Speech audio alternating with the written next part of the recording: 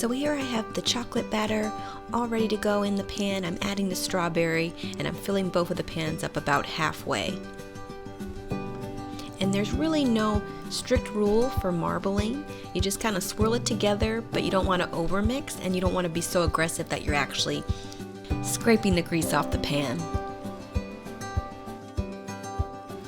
And here I'm just throwing the cakes in the oven at 325 for about 45 minutes. This will depend on your cake batter, but this is the average. I usually set a timer to check it though around 25 minutes to make sure everything's looking good.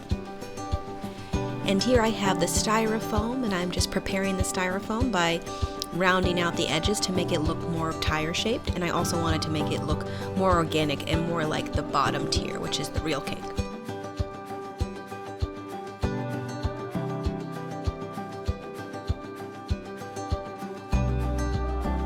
And then I'm also just mapping out where the hubcap is going to go, and I'm going to carve that out. And I am using a very light styrofoam, like a popcorn-like styrofoam.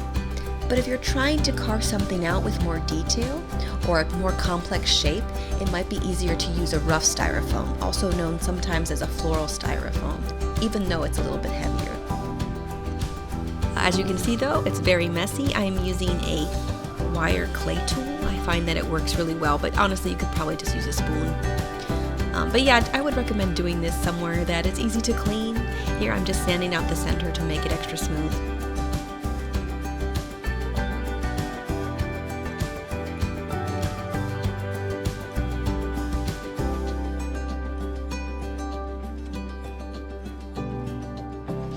And here I'm just stacking my bottom tier real cake, and I'm making a little fence with icing just to keep all my filling in.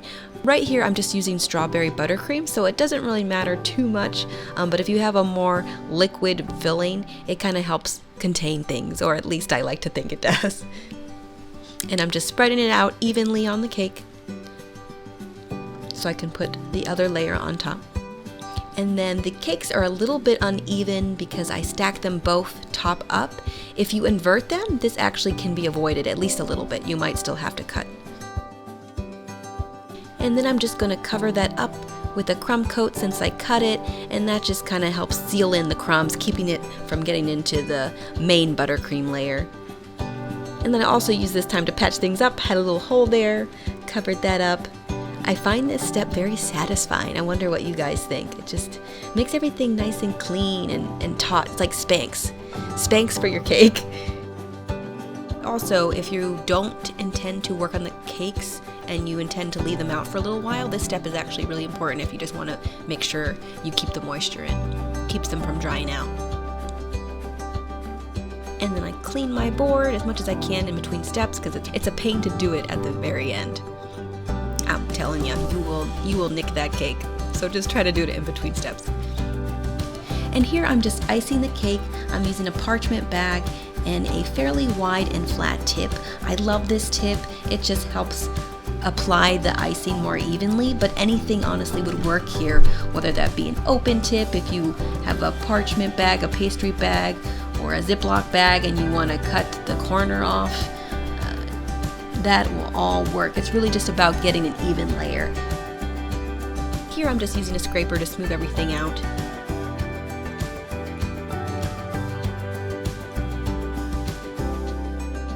And I was just filling in the holes with the icing.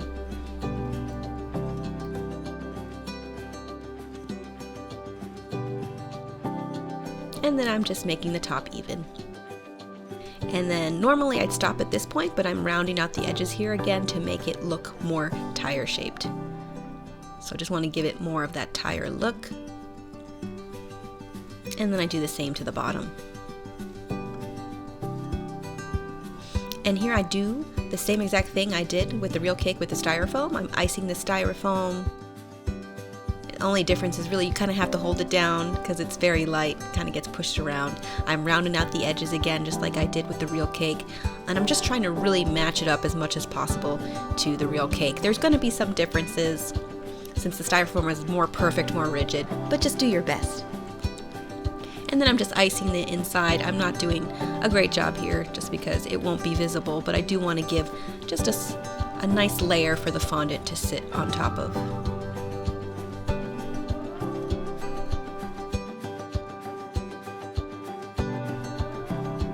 And now I'm papering the cake. I'm using a textureless paper towel. Important thing to note, this technique only works with crusting buttercream. In other words, you want to use a buttercream recipe that uses shortening so you can get that crusty film, or else your towel will get stuck to the cake, and we do not want that. But I do love this step and technique, especially if you're not the strongest icer like I am. It just kind of gets rid of all those imperfections, and it works really nicely. I am just rounding out the edges. Again, not a step I normally do, but I am making a more tire-shaped cake.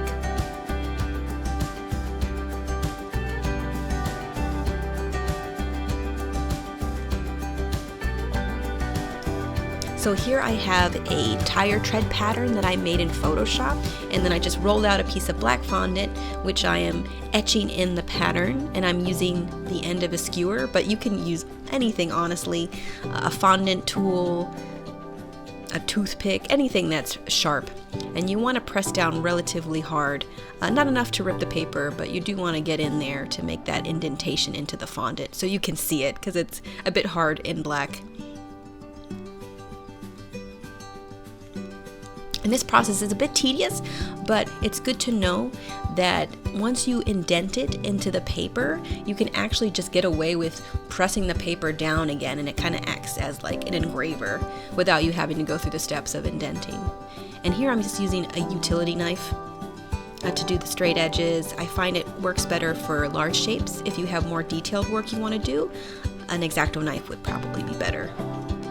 And then I actually roll out 6 of these panels to cover both of the cakes in the end.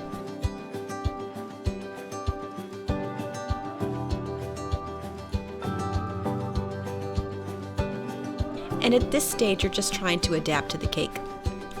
So things might need to be cut a little bit, adjusted, just make it look as even as possible and make the spacings in between the treads as even as possible. And an important thing to do also is to start in the back. So decide what the back of the cake's going to be. Start there, because once you come all the way around, you're going to have to change that tread pattern just a little bit to create that seam. Whether you kind of make it longer or wider, or you have to make the gap wider in between the treads to just kind of make everything fit together. And then also an important thing to note is I'm actually creating an indent on the top and bottom rows of the treads to get that sort of texture you're familiar with on a tire. And I'm doing it individually, but it actually works a lot better that right when you cut out the treads that you indent before you start removing them individually, because it keeps it from warping. And this is a situation to do as I say and not as I do. It was bound to happen at some point. I'm stacking the cakes. When you're working with styrofoam cake, you need to use a wooden dowel to be able to puncture the styrofoam. And I forgot to cut the dowels before I did that, which is a big no-no when the cake was already stacked on top of the real cake, because trying to get that out is very difficult to do without causing damage, especially to a buttercream icing cake. Do not recommend. Try to avoid if you can. It will make your life easier. And here I'm just airbrushing the cake, another step that I love. I just find it brings everything together and it's just so satisfying. I do about 2 layers of the black airbrush color, and then I actually do another layer of a red airbrush color because I find that this particular airbrush black has a green tint to it, so I like to neutralize it. And I don't worry too much about the hubcap, where the hubcap's going to go, because it will be covered in fondant. And then I have some paper that I put on the bottom to protect the board, because just cleaning it up can be a mess, and I prefer not to. And then here I am just cutting out my hubcap and sizing it, smoothing it down, and then I'm taking a circle cutter to make my holes in the hubcap and the fondant, and then I end up using one of those circles that I cut out and put it in the center to create that look. And then I just back it with a really thin piece of black fondant, just so I'm making everything look a little bit neat and covered up.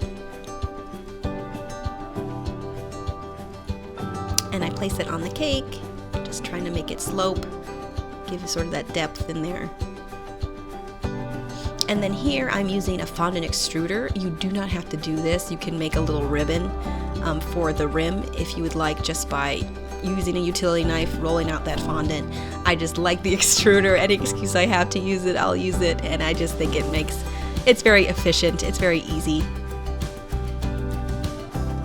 And then I'm just wetting where the ribbon is going to go, and I'm just placing it carefully around the hubcap, and it just makes everything come together a little bit more and look a little bit neater. And then I cut where the seams meet and just kind of blend them in the seam. And that's really all there is to it, guys. This is pretty much the final cake. It does get sort of a level up with the wonderful decor of the customer. Such an awesome layout. There was flags, there was donut tires, there was cones. It just looked awesome. She really made it. And that's all we have, guys. I hope you found this tutorial helpful, at least in preventing maybe some common mistakes in the future. Hope to catch you in the next video, but until then, happy miscaking, everyone!